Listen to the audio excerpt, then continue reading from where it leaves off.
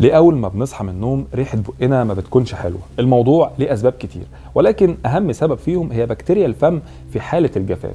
يعني ايه الكلام ده؟ لما بتيجي تنام الغده اللعابيه نشاطها بيقل، وبالتالي كميه اللعاب اللي بتبقى موجوده في الفم بتقل، فبتدخل في حاله جفاف، ودي البيئه المناسبه لنمو البكتيريا. وهنا تبدا البكتيريا تنمو وتتفاعل مع بقايا الاكل اللي انت اكلته، وده بيؤدي لافراز مواد كيميائيه هي اللي بتسبب لك الريحه الوحشه دي. وعشان كده لما بنصحى من النوم ريحه بقنا ما بتكونش حلوه. ومن ضمن الاسباب اللي بتخلي ريحه بقنا مش حلوه هي انك تاكل اكل تقيل قبل ما تنام، وخاصه الاكل اللي بيبقى فيه دهون. انا عايز اقول لك ان في ناس بتاكل توم وبصل قبل ما تنام عادي.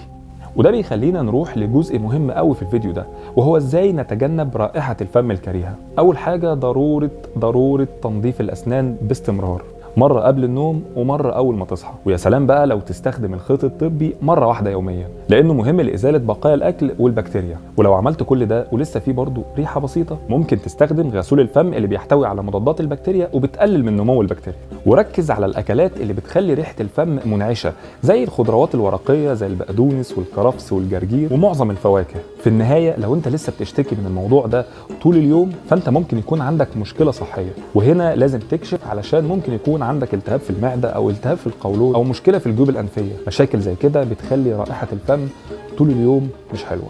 وبس كده، ما تنساش انك تتابعني وتعمل لي لايك لو عجبك الفيديو، وتكتب لي تعليق حلو علشان اقدر اكمل من نوعيه الفيديوهات دي. سلام.